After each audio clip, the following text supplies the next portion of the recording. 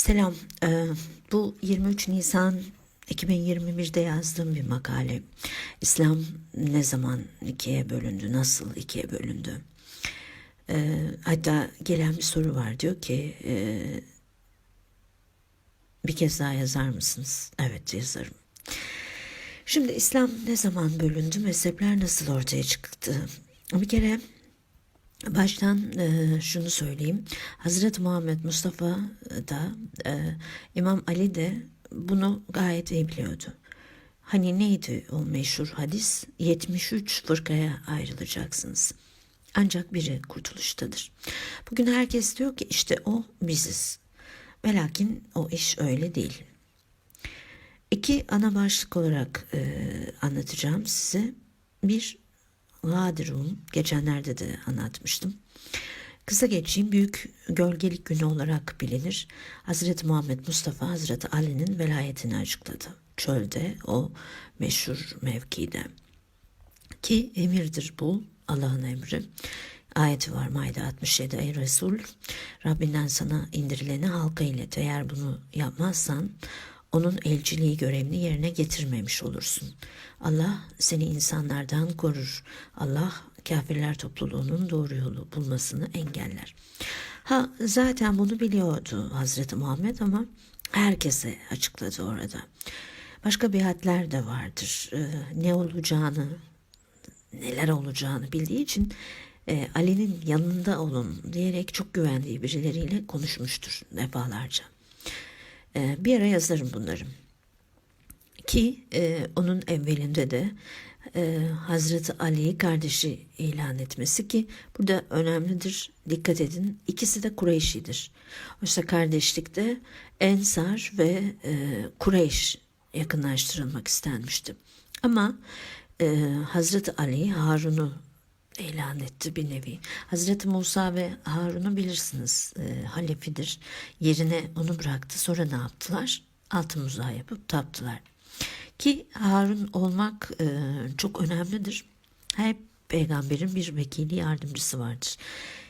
Hiçbir zaman tek olmamıştır bir peygamber. Kur'an'dan bölümlerle anlatayım. Belki daha iyi anlarsınız. Mesela Araf suresi 142. Musa kardeşi Harun'a dedi ki sen kavmim içinde benim halifem ol. Mesela Taha suresi 25-32'de Allah'ım, kardeşim Musa senden bir istekte bulundu ve şöyle arz etti. Rabbim, göğsümü benim için genişlet, işimi bana kolaylaştır. Dilimdeki düğümü çöz ki sözümü anlasınlar ve bana ailemden bir vezir, yardımcı ver. Kardeşim Harun'u, onunla arkamı kuvvetlendir ve onu işime ortak kıl. Mesela Kasas suresinde 35. ayet, senin pazını kardeşinle güçlendireceğiz ve siz ikinize bir güç vereceğiz. Artık size ulaşamayacaklar. Gelin görün ki bazı şeyler hep tekrarlar kendini, tarih tekerrür eder. Aynısını da yaşadık. Uzatmayayım, Gadirum'da Hazreti Nebi önce Sakaleyn hadisini aktardı. Büyük ve değerli emanet Allah'ın kitabıdır dedi. Sonra da insanların müminler üzerinde kendilerinden daha yetkili olanı kimdir diye sordu. Mevla, yani sensin ya Resulullah dediler. Hazreti Ali'yi çağırdı ve men kuntu Mevla fâzâ Ali'ün Mevla, yani Allah benim Mevlamdır, ben de müminlerin Mevlasıyım. Ben kimin Mevlasıysam Ali de onun Mevlasıdır. Şimdi bazı sivri zekalar diyor ki Mevla dost demektir. Kıvıracaklar ya. Şöyle oluyor. Allah benim dostumdur, ben de sizin dostunuzum. Ben kimin dostuysam Ali de onun dostudur. Kafa buluyorlar yani. Neyse. Burada bitmiyor tabii. Hazreti Muhammed Mustafa'nın sözleri Allahümme valimen valla ve adman ada. Allah'ım onu veli edinenin velisi ol. Ona düşman kesilenin düşmanı ol. Onu seveni sev. Ona kin besleyene gazap et. Ona yardım edene yardım et. Onu yalnız bırakanı yalnız bırak. Ve o nereye dönerse hakkı onunla beraber döndür. çok önemli bir şey daha söylüyor. Bu sözlerimi burada hazır bulunanlar bulunmayanlara iletsinler. Sonrası bayram yeri ki aslında bayramdır. Vadirum, velayet açıklandı. Herkes Hazreti Ali'yi tebrik etti. Ömer bin Hattab, ya Ali, Ebu Turab'ın oğlu, Ebu Talib'in oğlu, tüm mümin kadınların ve erkeklerin Mevlası oldun, benim de demiştir. De sonra işler değişti birazcık. Ayrıca bir ayet daha vardır. Bunu da söylemiştim. Bu çok önemlidir. Çünkü Kur'an-ı Kerim'in son ayeti o anda inmiştir. Velayet açıklandığında o da şudur. Maide 3. Bugün dininizi kemale erdirdim. Üzerinizdeki nimeti tamamladım ve size din olarak İslam'ı uygun gördüm. Nübüvvet bitti. Ne başladı? İmamet. Çok önemli bir makam. Peki kimdir imam? İmam-ı Azam Hazreti Ali. Bu arada İmam-ı Azam Hazreti Ali'nin künyesidir. Ebu Hanife'nin değil. Neden ona da öyle bir ünvan verildi, o başka bir makale konusu. Müminlerin emiri de onundur. Sadece ona aittir. Hazreti Nebi hayattayken kullanılmıştır hem de. Muaviye bile kullandı, yani o dereceyle düştü sonra. Ve onun sözlerini de lakaplarını da alıp hep başkalarına mal etmişlerdir de şimdi konuyu dağıtmayayım. Kaç imam vardır? 12. 12 halife hadisini hatırlatırım bu arada. Bugün hem Sünni hem de Şia olarak tanımlayan herkes bu hadisi sahih kabul eder. Ehl-i Beyt imamlarını kabul etmeyen herkes bu hadisi açıklamak için de bayağı bir uğraşmıştır yani. Emevileri kattılar işin içine, Abbasileri kattılar, sayılar tutmadı, birilerini çıkarttılar, birilerini eklediler falan filan, her şeyi yaptılar ama 12 sayısını bir türlü bulamadılar. İbnül Arabi bunların içinde en cesuruydu, çünkü ben bu hadisi hiç çözemedim, işin içinden çıkamadım dedi ve bıraktı. Şimdi daha da Rum'a döneyim. İmam açıklandı. Tabii birilerinin başka hesapları vardı. Hoşlanmadılar bu durumdan. Çok olaylar oldu. Neler neler. Ne derler? Çarşı pazar karıştı. Maskeler birer birer düştü. Resulullah, Resulullah diye etrafında dönenler söz dinlemez oldular. Usame'nin ordusuna katılmayız dediler hatta. Kim bunlar? Bunlar kim? Ebu Bekirler, Ömer bin Hattablar, Osman bin Affanlar, Sa'd bin Ebu Vakkaslar, Talha bin Ubeydullahlar, Halid bin Velidler vesaire. Usame'nin ordusu konusunda Hazreti Muhammed Mustafa şöyle demiştir. Ey insanlar! Usame'yi komutan yapmamla ilgili bazılarınızdan bana ulaşan sözler de ne? Şimdi Usame'yi komutan yapmama itiraz ettiğiniz gibi daha önce de babasını komutan yapmama itiraz etmiştiniz. Allah'a yemin ederim ki o komutanlığa layık biriydi. Ondan sonra da oğlu buna layıktır. Usame'nin ordusunu donatın, Usame'nin ordusunun hazırlıklarını tamamlayın, Usame'nin ordusunu hemen gönderin. Allah Usame'nin ordusuna katılmaktan vazgeçenlere lanet etsin. Dikkat edin, lanet olsun size diyor birilerine. Şimdi hani her sahabe yıldızdı? Hani hangisine bakarsak doğru yolu bulacaktık? Şimdi sahabe var. Ne bileyim. Hani Halid bin Velid de sahabe, Sa'd bin Ubade de, ama Halid bin Velid öldürüp kuyuya attı Sa'd bin Ubade'yi. Sonra cinler yaptı, ben yapmadım dedi. Mesela Sakife darbesinin askeri kanadından sorumluydu. Generaldi yani Halid bin Velid. Ömer bin Hattab'ın sağ koluydu. İşler karıştı, sonra Ömer bin Hattab öldürdü Halid bin Velid'i. Bunları anlatsanıza. İşte şu yılda vefat etti yazıp geçiyorlar. Arkadaş nasıl oldu? Amr bin As, Ebu Bekir'in oğlu Muhammed bin Ebu Bekir'i işkence edip eşek leşine koyup diri diri yaktı. Veysel Karani Sıffin'de kim, Japonlar mı öldürdü? Yoksa Hazreti Nebi'nin benim ehl-i beytim gökteki yıldızlar gibidir, hangisine bakarsanız doğru yolu bulursunuzdan ehl-i beyti çıkartıp yerine sahabeyi mi koydular? Öyle ya, sırat-ı mustakim. Şimdi nasıl bir dosdoğru yol bu adamların yaptıkları? Hadi burada keseyim şimdi. İyi günümdeyim, başka zaman. Ustame'nin ordusuna döneyim. Sonra bu kişiler tamam filan dedi. Ama hastaydı Hazreti Nebi. Son hafta zaten. Bu şehadetinden hemen önceydi. O ordu hiç kurulmadı, yola çıkmadı. O sefer olmadı. Mesela Perşembe musibeti olayı vardır. Kırtas vakası da denir. Hazreti Muhammed Mustafa hasta yatağında. Bunlar orada. İsimleri tek tek geçmeyeyim, yine aynı takım. En sonunda neler olacak biliyor çünkü. Neler yaşanacak. O yüzden de kağıt kalem getirin, vasiyetimi yazacağım diyor Hazreti Nebi. Ömer bin Hattab sayıklıyor diyerek engel oldu. Sayıklıyor yani. Hepsini kovdu odadan, yanından. Yazılmadı tabii vasiyet. Sonra yazılsa da ne olacak ki, ne değişecekti? Binler, on binlerce insan dönmedi mi sözünden? Ama sözünden dönmeyenler de var. Azınlık bunlar. Gerçek müminler, Müslümanlar, Müslümin. Ne demek biliyorsunuz? Selamette olan yayan demek, selame gökten. Mesela Salman-ı Farisi, mesela Ammar bin Yasir, mesela Huzeyfe bin Yaman, mesela Ebu Zer el-Geffari, mesela Mikdad bin Esved vesaire. Sakife darbesi falan, hani o olayları da geçeyim, çok uzamasın yazı. Sonrasında Salman-ı Farisi şöyle demiştir: Ey Ebu Bekir, içinden çıkamayacağın bir olayla karşılaştığında kime dayanacaksın? Bilmediğin bir şey sana sorulduğunda kime sığınacaksın?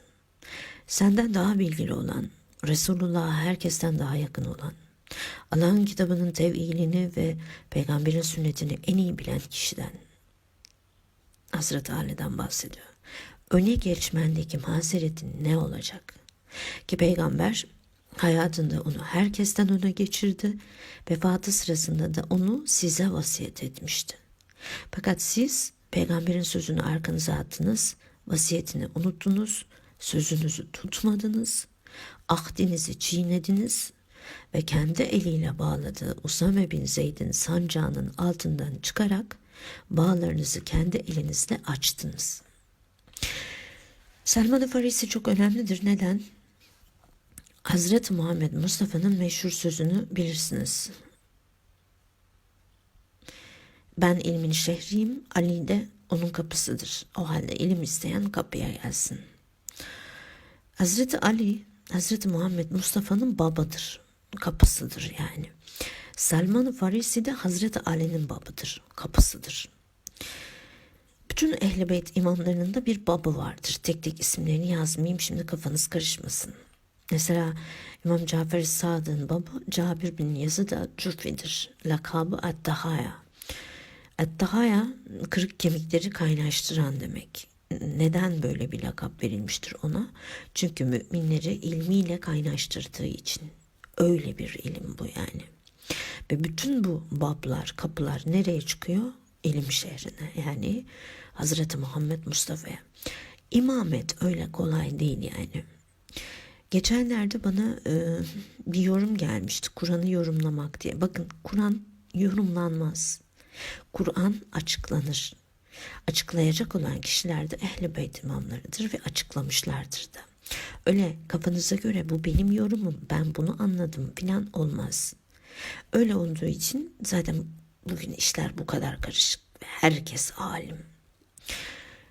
İmamların, onların ki hak sözdür. Değişmez bu. Ne zamana göre ne de kişiye göre. Ve imamların sözlerinde bir tek çelişki bulamazsınız. Bir tek farklılık yoktur. Tek bir hata bile. Ben özellikle aradım. Küçücük bir şey yok. Olamaz.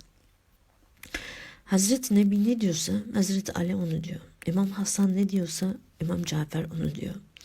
İmam Zeynel Abidin ne demişse İmam Rıza aynısını söylüyor. Değişmez.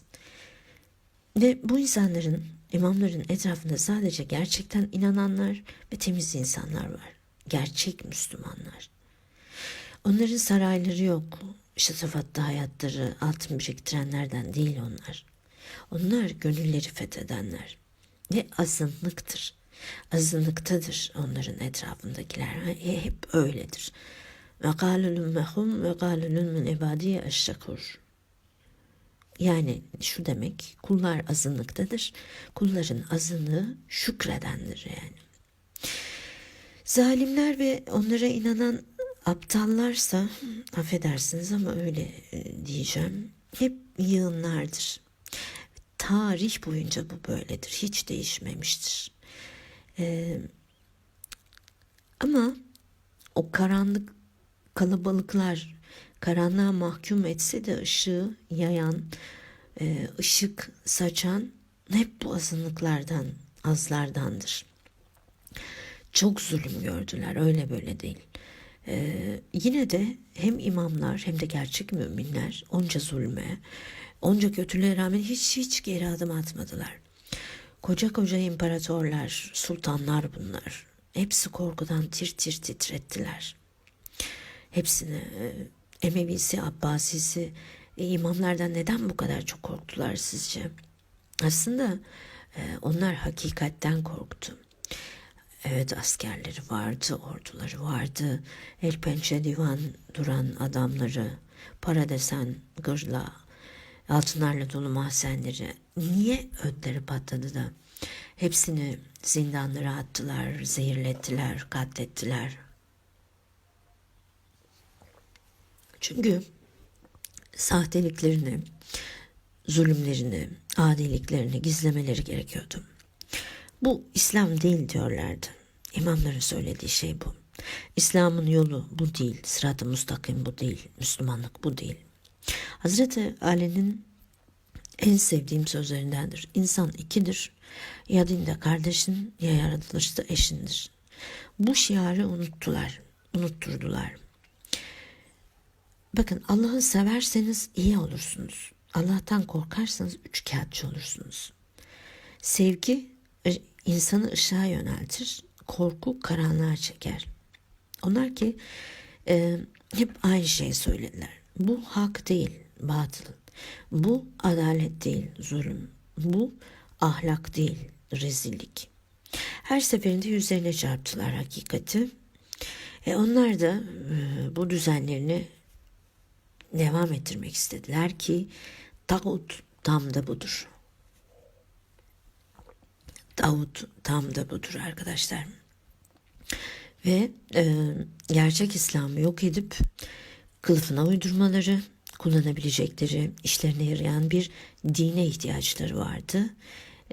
Bütün müşrikler, münafıklar toplandı, birleşti ve yeni bir din inşa etti. Hak batıl, batıl hak oldu. Bidatler. Her şey birbirine karıştı. Adına da İslam dediler. Biz Müslümanız, gerçek Müslümanız. Ve sonra haktan, hakikatten, adaletten, ahlaktan, edepten bahseden herkesi yok etmeleri gerekiyordu ki yaptılar. Sadece imamları değil, affedersiniz, Ehl-i Beyt'i seven herkese de zulmettiler. Gerçek bir mümin ve müşrik ya da münafık arasındaki en büyük fark nedir bilir misiniz? Gerçek mümin asla korkmaz. Zalime asla boyun eğmez. Neler yapıldı tarih boyunca? Derileri mi yüzülmedi? Ellerinden, ayaklarından çiviler mi çakılmadı? Ne işkenceler, neler. Hapse mi tıkılmadılar? Ama hiçbiri bana mısın demedim. Onlara asla diz çöktüremediler. Diğerleri hep korkaktır. Hepsinin geberirken dudaklarından dökülen sözler de aynıdır. Pişmanlık dolu sözler, ağlarlar, sırlarlar. Diğerleri, yani onurlu insanlar, asla böyle bir şey göremezsiniz. Mesela El-Ferazdak çok büyük şair. Zamanında bütün şairler Emevi sultanlarına güzellemeler dizerken o neler yazdı. Dalga mı geçmedi, o gösteriş meraklı halleriyle alay mı etmedi, hiç susmadı. El-Ferazdak Ehl-i Beyt'e gönüllüydü ve gerçek bir mümindi, gerçek bir Müslüman. Defalarca hapse tıkıldı, şehirlerden kovuldu. Hiç durmadı ve susmadı. Velid sultanken kardeşi Hişam Şam'dan Kodaman takımı ile birlikte Medine'ye gitti. Zamanın birinde hacı olacak hesabı. Hacerül Esved'e el sürmek istiyorlar fakat çok kalabalık, ilerleyemiyorlar bir türlü. Bir tahterevan getirttiler, etrafa bakıyorlar filan. Orada kalabalığın birine yol açtığını görüyorlar. Şaşırıyorlar tabii. Şamlılar da soruyor yanındakiler. Bu kadar saygı gösterilen, bu kadar değerli adam kimdir merak ediyorlar. İmam Zeynel Abidin bu arada o kişi. Bu çakal tanımaz mı İmam Zeynel Abidin'i? Bozuluyor herhalde, tanımıyorum diyor. El-Ferazzak da tam orada, ben tanıyorum diyor. O İmam Zeynel Abidin'dir ve o meşhur Zeynel Abidin kasidesini yazıyor. Doğaçlama, improvize oracıkta hemen. Hişam hapse tıktı El-Ferazzak'ı sırf bu yüzden. İmam daha sonra çok üzülüp ona 400 dirhem gönderdi. Ama kabul etmedi. Ben bunu içimden gelerek Allah rızası için yazdım. Bağış için değil dedi. İmam Zeynel Abidin biz bağışta bulunduk mu geri almayız deyip yeniden yolladı. Bu kez kabul etti El-Ferazzak. Şimdi başka bir şey daha anlatayım size. Çok daha öncesine gidelim. Hazreti Nebi Muhammed Mustafa bir gün bir ziyarette bulunuyor. Tam olarak nerede bilmiyorum, bu olay nerede geçiyor. Fakat bir bağ var adamın ve üzüm ikram etmek istiyor Hazreti Muhammed Mustafa'ya. Ve bağın bekçisine bir salkım üzüm getir diyor. Adam getiriyor. Bakıyor üzümler ekşi. Başka getir diyor. Gidiyor geliyor. Üçüncü kez yine ekşi üzümleri görünce bağın sahibi kızıyor bu sefer diyor. Sen kaç yıldır bu bağda bekçisin? Daha tatlı ile ekşi üzüm arasındaki farkı anlamıyor musun deyince adam diyor ki hiç yemedim. Ben yıllardır sizde çalışırım. Bana bekçilik yap dediniz. Ama ye demediğiniz için de hiç yemedim. Düşünebiliyor musunuz? Böyle bir edep, böyle bir namus, böyle bir harama yüz çevirme. İşte bu gerçek bir mümindir. Hazreti Muhammed Mustafa'nın senin sülbünden biri gelecek ve benim ehl-i beytimin yanında olacak dediği rivayet edilir. O bağın bekçisi El-Ferazdak'ın babası. Yani El-Ferazdak soyundan temiz adam yani. Terbiye almış. Başını eğer mi hırsıza, gaspçılara, zalimlere? Eğmedi de. Şimdi esas konuya döneyim. Ne oldu da ikiye bölündü İslam? Niye birileri biz ehli sünnetiz derken birileri biz şiayız dedi. Şimdi şia taraftar demek. İlk Ali taraftarı söylemlerini Hazreti Ali döneminde duymaya başlıyoruz. Bu bir mezhep bağlamında değil. Şöyle ki Hadirum'daki biadinden dönmeyen bazı sahabeler için kullanılmıştır. Hani onlar Alici demek gibi bir şey. Mesela Selman-ı Farisi, Ebu Zer el-Gifari. Çünkü çok azınlıktalar ama hiç dönmediler. Unutmadılar sözlerini, yeminlerini. Hani üçüncü şehadet vardır. İlk bunu ezana ekleyen Selman-ı Farisi'dir. Ebu Zer el-Gifari de okumuştur. Ve eşhedü enne Aliyyun veliyullah. Ali'nin velayetine şahitlik ederim demek. Şikayet ettiler. Bak ezana ek yaptılar filan diye Hazreti Muhammed'in yanına gittiler. Dedi ki güzel söz duymuşsunuzdur. Sonra işte Ebu Zer el-Gifari okuyunca bunlar gene şikayete gittiler. Hani zaten Hadirum'da biat etmediniz mi gibisinden mealinde bir şeyler söylemiştir. Halife Ebu Bekir, Halife Ömer ve Halife Osman döneminde de böyle duyulur. Alici bunlar. Demin dedim ya. Ali taraftarlığı böyle bir şey. Fakat başka bir olayda çok çok çok yükselir taraftarlık meselesi. Ki Sıffin. Bir tarafta Ali taraftarları, diğer tarafta Muaviye taraftarları. Ali Şiası ve Muaviye Şiası. Fakat esas olan Müslümin olabilmek, gerçek müminin. İslam'da mezhep yoktur. Hazreti Ali imamdır, ehli sünnettir, ahası ehli beyttir. Yani ehli sünnet ve ehli beyt ayrılamaz. Ama ayırdılar. Ama kelime de az sabredin, onu da anlatacağım. Abbasilerin ilk döneminde Emevi zehrini atacağız. Biz güzel işler yapacağız, adil olacağız falan filan söylemleri çok kısa zamanda masal oldu. Aynı Emevilere benzediler. Ama kurtulmaları gereken bir isim vardı. Kötü bir nam. Emeviler adını silmeleri gerekiyordu. Muaviye'yi, Yezid'i, Marvan ve sülalesini.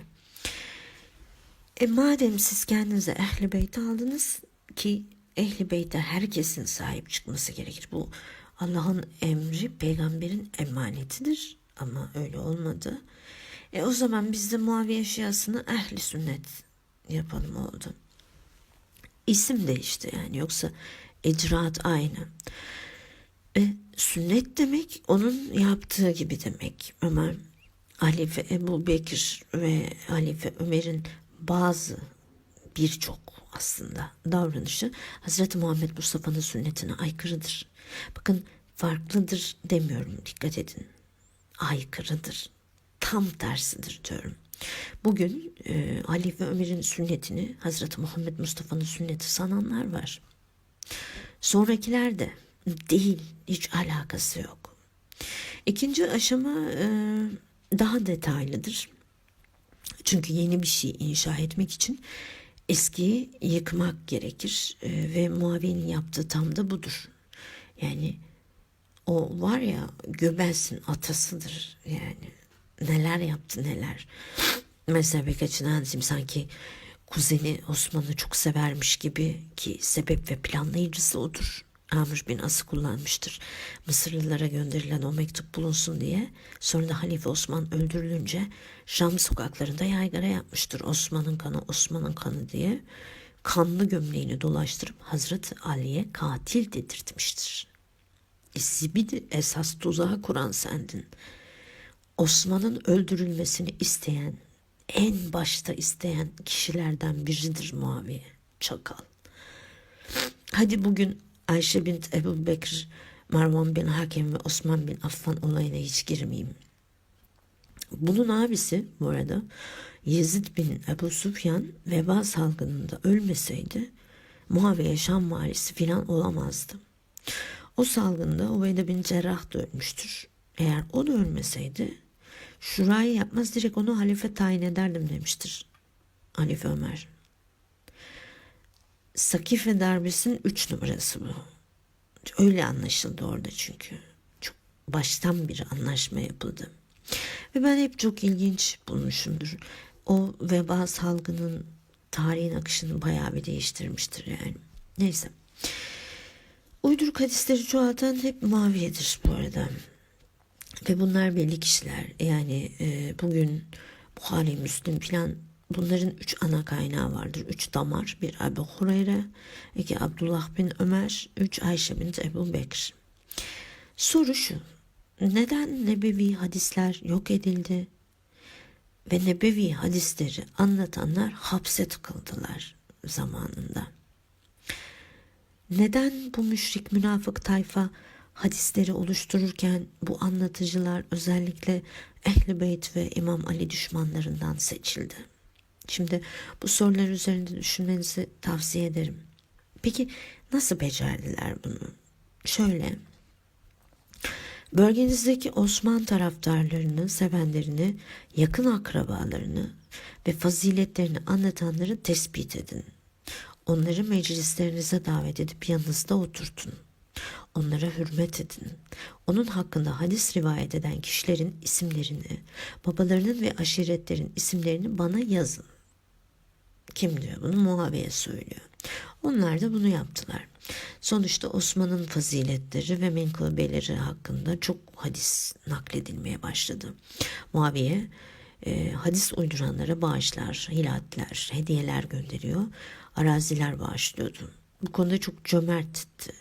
Bunun neticesinde bütün şehirlerde hadis uyduranlar çoğalmaya başladı. mal elde etmek, iktidara yakın olabilmek için adeta birbiriyle yarışıyorlardı. Bunların isimleri devlete yakın adamların listesinde yer alıyordu.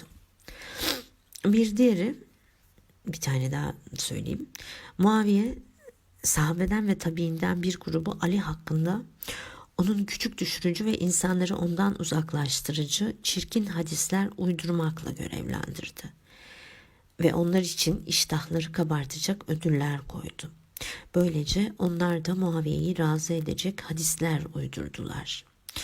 Ebu Hureyre, Amr bin As, Mughire bin Şube ve Urve bin Zübeyir onlardandır.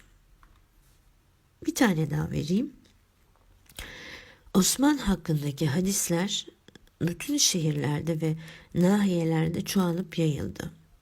Bu mektubum size ulaştığında insanları sahabenin ve ilk halifelerin faziletleri hakkında hadis nakletmeye çağırın. Müslümanlar arasında Ebu Turab hakkında nakledilen her hadisin karşısında sahabe hakkında onunla çelişen bir hadis nakledin. Bu benim daha çok hoşuma gider ve beni daha mutlu eder.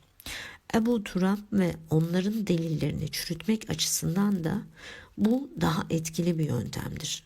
Ve bu onlara Osman'ın menkıbeleri ve faziletlerini anlatmaktan daha ağır gelir. Bu arada Çakal Muaviye Hazreti Ali'nin Ebu Turab Mahlas lakabını kullanır ki kim olduğu bilinmesin. Camilerde Ebu Turab'a lanet olsun deyince amin diyen salaklar hani. Ebu Turab kim? Hazreti Ali. İş kıvamına gelince direkt adını da kullandığı olmuştur zibidinin. Ta ki o sülaleden nasıl böyle temiz bir adam çıktı bilmiyorum. Adı numunedir. Ömer bin Abdülaziz'e kadar bu rezalet sürdü. Siyasetin o pis, o çirkef yüzünün yükselişidir işte bu. Siyasal İslam dedikleri şey tam da budur arkadaşlar. İnançla ilgisi yok bunun. Tamamen duygusal yani. O kadar başarılı oldular ki birkaç nesil sonra yalanlar gerçekmiş gibi, doğruymuş gibi kabullenildi. Öyle ki 900'lü yıllardır Ahmet bin Hanbel'e soru sormak için biri geliyor. Yanında talebeleri filan var. Adamcağız gadirum deyince susturmak istiyorlar. İzin vermiyor Ahmet bin Hanbel. Sor diyor adama. Hazreti Muhammed böyle böyle dedi mi diye soruyor. Bak onu bile bilmiyorlar. Evet diyor Ahmet bin Hanbel. Ki yazmıştır o da. O kadar silmişler, yani o kadar hakikati gizlemişler ki yalanın dibine vurmuşlar artık yani. Yalan arsız sarmaşıktır. Dallanır budaklanır. İşin daha fenası şu. Muaviye ve Şürekası Tuleka'dır. Mekke fethinde zaten canları bağışlandı da mal mülk korkusundan hadi biz de inandık diyelim dediler. Baş müşrikler oldu baş münafık. Bakın o uyduruk hadisler hepsi dinlerini inşa etmek için kullandıkları tuğlalardır. Kur'an'a, İslam'a aykırı ne varsa doldurdular içine. Gerçek İslam'ın içini boşalttılar. En büyük kozları Ayşe bint Ebu Bekir'dir. Onlar çok iyi anlaşırlardı. Araları iyiydi yani Emevilerle Ayşe'nin. Mesela Muaviye Hazreti Hasan'ı zehirlettiğinde elmas parçaları vardır o zehirde. Ciğerleri parçalanmıştır. Kanında boğulmuştur yani. Öyle kalleştirler, öyle kahpedirler yani. Ve o bugün birilerinin yere göğe koyamadığı Ayşe bint Ebu Bekir Emevi askerleriyle birlikte Resulullah'ın ciğer paresinin ilk torununun tabutunu oklatmıştır.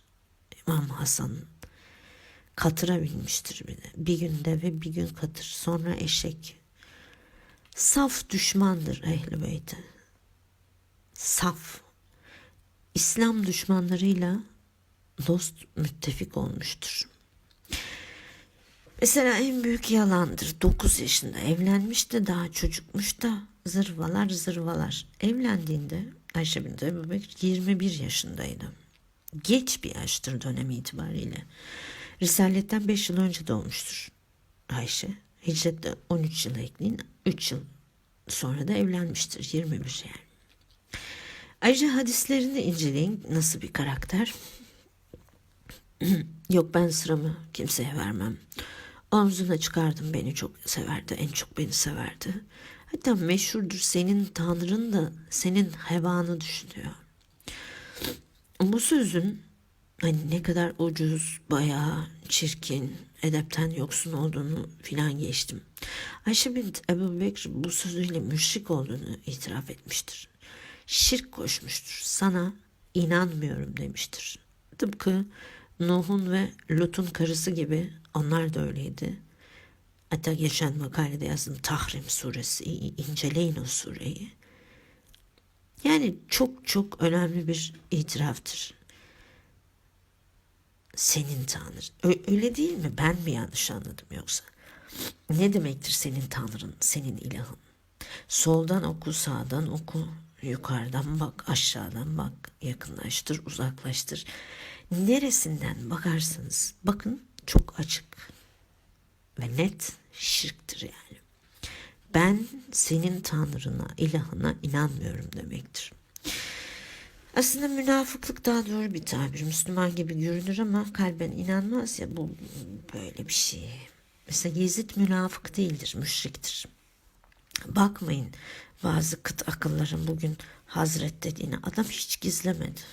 Şiirlerini yazmıştım, hatırlarsınız. Velhasıl bu kadar açık ve nettir. İşte neden bu kadar revaçtadır Ayşe'nin uyduruk hadisleri? Bu sebepten dolayı. Onlar İslam'ı içeriden çökertmek için hazinedir, madendir yani. Muhammed Mustafa'yı insanların gözünden düşürmek için bulunmaz fırsatlardır. İşte sizin peygamberiniz budur dedirtmek içindir. Kendi edepsizliklerine, adiliklerine, aşağılık zevklerine, sapıklıklarına alet etmek içindir. O ki alemlere rahmet olarak gönderilen o güzel ahlakın tamamlayıcısı. Nasıl kendi ahlaksızlıklarına uyduracaklardı? Kendilerine benzeterek, bir kopya yaratarak, ve yaptılar da. Sizin peygamberiniz işte budur dediler. Bakın aynı bizim gibi. Reziller. Ve tepe tepe de kullanmışlardır bu uyduruk hadisleri. İblisler hala da kullanıyorlar. O yüzden siz gerçek İslam'ı, gerçek Hazreti Muhammed Mustafa'yı Ehl-i Beyt'ten öğrenin de görün neymiş, kimmiş. Bir daha dönüp bakar mısınız acaba bu çirkin yalanlara, iftiralara?